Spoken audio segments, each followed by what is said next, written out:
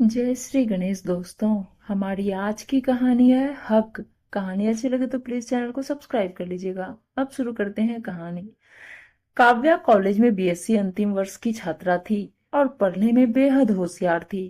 उसका सपना था कि वो कॉलेज में प्रोफेसर बने, लेकिन इसी बीच उसकी दादी की तबीयत बहुत खराब हो गई और उन्होंने अपने बेटे विक्रांत से कहा कि अपनी आंखों के सामने अपनी पोती का विवाह देखना चाहती हैं और ये उनकी अंतिम इच्छा है।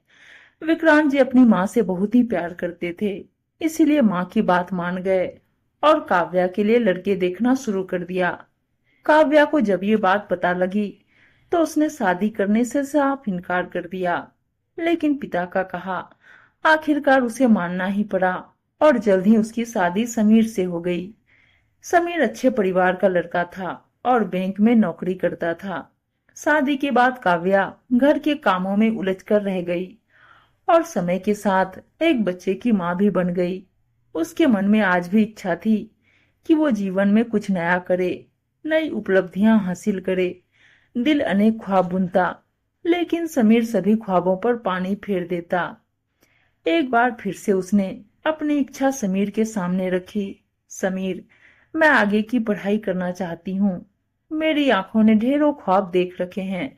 मैं उन सभी को पूरा करना चाहती हूँ और मुझे तुम्हारी मदद चाहिए। देखो काव्या, ये पढ़ाई वढ़ाई का चक्कर छोड़ो। ये सब काम शादी से पहले करने के होते हैं। और वैसे भी पढ़ाई करने से क्या होगा, ज्यादा से ज्यादा तुम्हारी नौकरी लग जाएगी ना। वो तुम्हें करने की जरूरत क्या है। मैं कमा तो रहा हूँ, तुम बस घर पर ऐश से रहो और मजे करो। समीर बोला, किस ऐश की बात करते हो आप? पूरा दिन तो घर के कामों में उलझी रहती हूँ। घर, माँ, बाबूजी और बच्चे के कामों से फुर्सत ही नहीं मिलती। ये आपका वहम है कि मैं घर में ऐश करती हूँ। काव्या ने अपना पक्ष रखा। जब घर के कामों से फुर्सत ही नहीं मिलती तो पढ़ाई कब करोगी? समीर बोला, मैं समय निकाल लूंगी और वादा करती हूँ कि घर के कामों में कोई रुकावट नहीं आएगी। आप बस इसी सेशन से एमएससी में एडमिशन दिलवा दें। काव्या बोली। समीर ना चाहते हुए भी मान गया, लेकिन जब उसने ये बात अपनी माँ को बताई तो उन्होंने पहले तो मना कर दिया, लेकिन बाद में मान गई और शर्त रख दी कि मेरा बेटा पढ़ाई के पैसे नहीं देगा। पढ़ाई के पैसे बहू के मायके वाले देंगे। काव्या अपने माँ बाप पर बोझ तो नहीं डालना चाहती थी, लेकिन कोई और चारा नहीं था। मजबूरी में पिता से मदद मांगनी पड़ी और उन्होंने मदद की भी और काव्या आगे की पढ़ाई करने लगी। जितना आसान काव्या ने सोचा था, ये सफर उससे कई ज्यादा मुश्किल था। शादी से पहले केवल वो पढ़ाई पर ध्यान देती थी, लेकिन अब उसके सिर पर घर और एक बच्चे की जिम्मेदारी थी।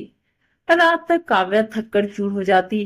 पढ़ाई के लिए समय भी नहीं निकाल पा रही थी। कई बार तो समय पर असाइनमेंट या प्रोडक्ट वर्क भी जमा नहीं करवा पाती थी। सासू माँ ने कुछ दिन तक तो काव्या के 2 वर्षीय बेटा रवि को संभाला, लेकिन कुछ समय बाद उन्होंने हाथ खड़े कर दिए। अब काव्या को लगा कि उसे फिर से पढ़ाई छोड़नी पड़ेगी। पिछले कुछ दिनों से वो इतना थक जाती थी कि कॉलेज भी नहीं जा पा रही थी। एक दिन सासू माँ ने बोला, देखा, कहा था ना, ये सब चोचले शादी से पहले की होते हैं। वो तो शुक्र है कि मैंने मेरे बेटे को समय पर समझा दिया, वरना बिना मतलब के पैसे बर्बाद हो जाते। माँ की बात सुन समीर भी हंसकर बोले, देख लिया काव्या, मैं ना कहता था कि तुमसे नहीं हो पाएगा। अरे, मैंने तो एडमिशन ही इसलिए दिलवाया था ताकि तुम्हें भी खुद की काबिलियत का अंदाजा लग सके। मुझे तो पहले से पता था कि तुमसे कुछ नहीं होगा। समीर के इतना बोलते ही उसकी माँ ठहाका लगा हंस दी, तो समीर भी माँ के साथ जोर जोर से हंसने लगा। समीर और सास की बातें काव्या के दिल पर तीखे बाणों की तरह लग रही थी। पढ़ाई का इरादा छोड़ चुकी काव्या बोली, किसने कहा मुझसे कुछ नहीं हो पाएगा? अगर आप लोगों ने ये शब्द मेरा हौसला तोड़ने के लिए बोले हैं तो मैं बता दूं, आपके इन शब्दों से मेरे हौसले बुलंद हो गए हैं। बहुत बहुत शुक्रिया। काव्या ने उसी दिन खुद से वादा कर लिया था कि अब तो कुछ बनकर दिखाना ही है। पति का साथ ना मिलने से वो दुखी जरूर थी, लेकिन उसने खुद को कमजोर पड़ने नहीं दिया। काव्या ने एक बार फिर अपने माता पिता से मदद मांगी, तो उन्होंने उसे सुझाव दिया कि रवि को कुछ समय के लिए उनके पास छोड़ दिया जाए। काव्या के लिए यह आसान नहीं था, लेकिन उसे ऐसा करना पड़ा। इसके बाद काव्या ने खूब मेहनत की और उसकी एमएससी पूरी हो गई। इसके बाद भी काव्या मेहनत करती रही और एक दिन उसकी नौकरी कॉलेज में लग गई। आज काव्या को पहली तनख्वाह मिलने वाली थी और घर पर समीर और उसकी माँ काव्या का बेताबी से इंतजार भी कर रहे थे। काव्या काफी लेट लौटी तो समीर ने वजह पूछी। काव्या बोली, तनख्वाह मम्मी पापा को देने गई थी। क्या तुमने तनख्वाह घर दे दी? समीर बोला तो सासू माँ भी चालू हो गई। अब ये तुम्हारा घर है काव्या, कब तक मायके के प्रति मोह रखोगी? तुम्हारी तनख्वाह पर केवल ससुराल वालों का हक है। खबरदार जो आगे से मायके वालों को पैसे दिए। माँ जी, मेरी तनख्वाह पर पहला हक मेरे माता पिता का है, क्योंकि उन्होंने मेरी उस समय मदद की थी जब आपने मुंह फेर लिया था, याद ही होगा ना। फीस के पैसे भी मुझे पिताजी से लेने पड़े थे और आपने तो रवि को भी रखने से मना कर दिया था। और जानबूझकर या अनजाने में आप लोगों ने मेरे सामने ऐसी परिस्थिति कई बार पैदा की जिनसे परेशान होकर मैंने पढ़ाई छोड़ने का फैसला लिया था। लेकिन मेरे माता पिता मेरी हिम्मत बन मेरे पीछे खड़े रहे।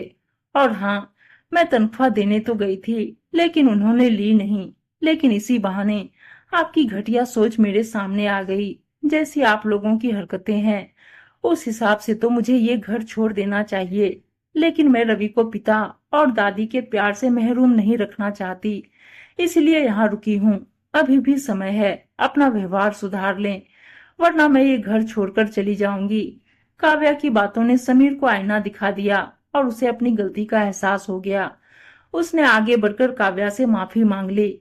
सासू माँ भी काव्या की बात सुनकर डर गई। बहू के साथ किए व्यवहार का उनको पछतावा तो नहीं था, लेकिन बहू चली गई तो जग हंसाई होगी, इस बात की उन्हें ज्यादा चिंता थी। और अब तो बहू कमाने लगी थी, कमाऊ बहू को इतनी आसानी से कैसे जाने देती। इसीलिए आगे बढ़कर माफी मांग ली। उम्मीद है दोस्तों कहानी अच्छी लगी होगी, और अच्छी अच्छी कहानियां सुनने के लिए चैनल को सब्सक्राइब और वीडियो को लाइक शेयर जरूर कर दीजिएगा। धन्यवाद दोस्तों।